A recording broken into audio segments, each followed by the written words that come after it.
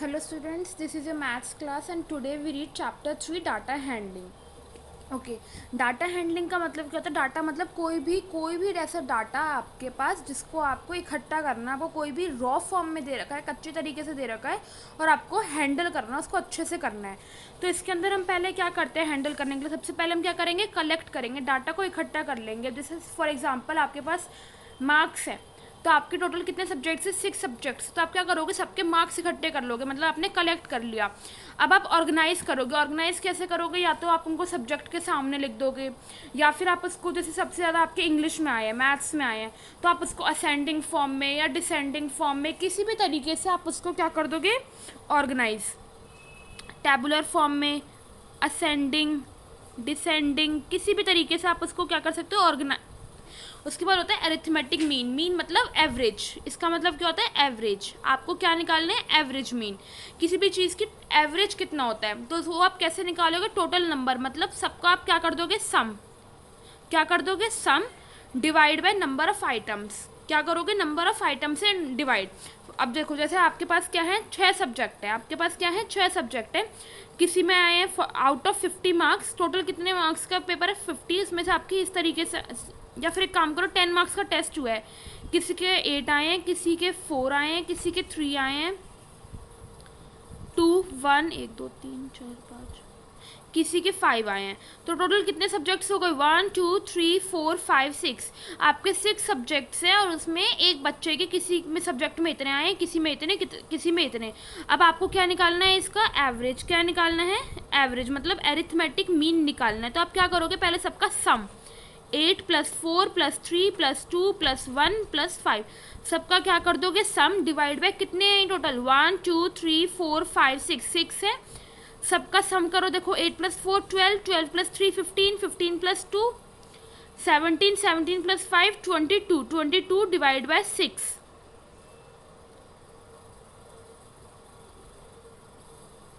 3.8 something कुछ आ गया आपका। इस तरीके से हम क्या निकालते हैं, एवरेज।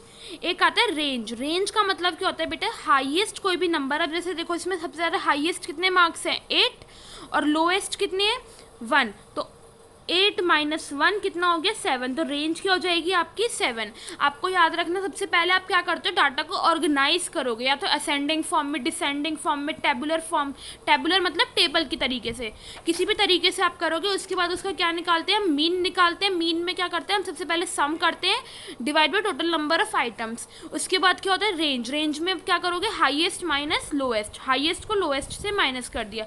अब आप लोग 3.1 पे आइए।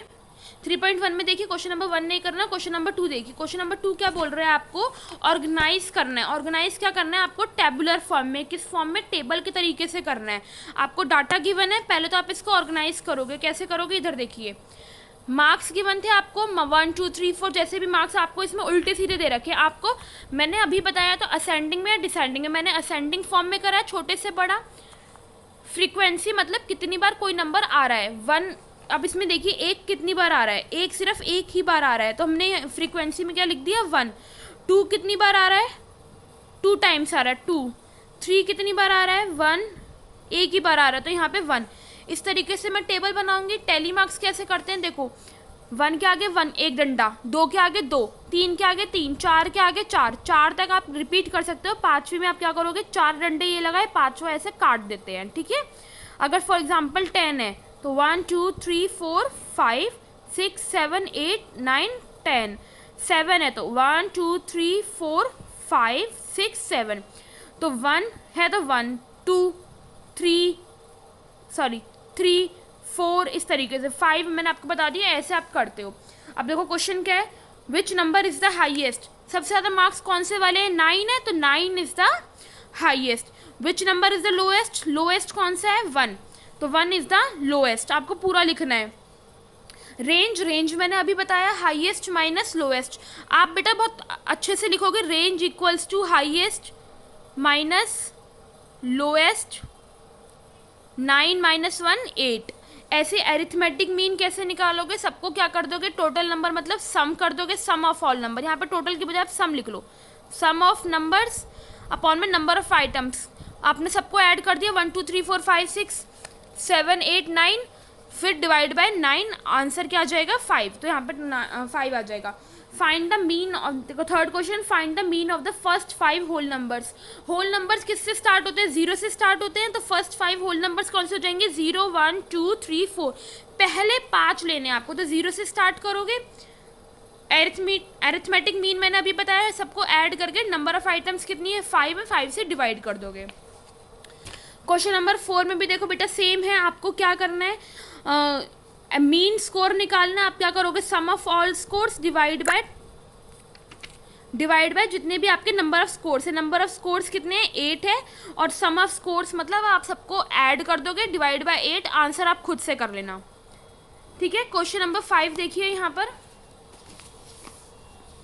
आपको टेबल गिवन है। टेबल में क्या है, 3 प्लेयर है, ABC, game 1, game 2, game 3, game 4। जो A है उसके गेम 1 में इतने पॉइंट स्कोर आए हैं, गेम 2 में इतने, 3 में इतने, 4 में इतने। B के फर्स्ट में 0 है, एक में 8 है, एक में 6, एक में 4। C ने एक गेम तो खेला ही नहीं है, ये वाला गेम खेला ही नहीं, तो इसने सिर्फ 3 ही गेम खेले। अब हमें क्या बताना है, find the mean to determine as average points of point. हमें A के एवरेज बताने हैं, तो हम क्या करेंगे, A वाले के चारों गेम ऐड करके डिवाइड बाय 4 कर देंगे। मीन ऑफ एज पॉइंट क्या हो जाएगा, गेम 1 + 2 + 3 + 4 डिवाइड बाय, क्योंकि 4 गेम है तो डिवाइड बाय 4, सबको ऐड कर दिया, 12.5 पॉइंट्स आ जाएंगे। अब नेक्स्ट क्या पूछा गया, to find the mean number of points per game for C।